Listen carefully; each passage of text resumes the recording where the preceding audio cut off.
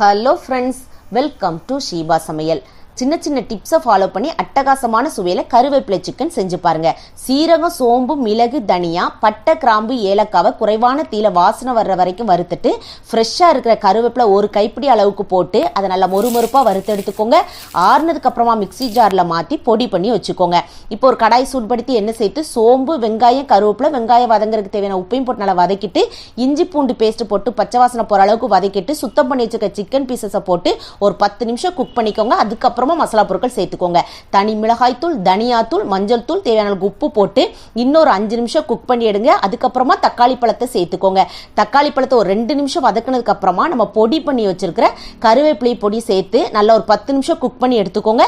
அதுக்கப்புறமா தேவையான அளவுக்கு தண்ணி ஊற்றி குக் பண்ணி எடுத்துட்டீங்கன்னா மணக்க மணக்க ஆரோக்கியமான கருவேப்பிலை சிக்கன் ரெடி.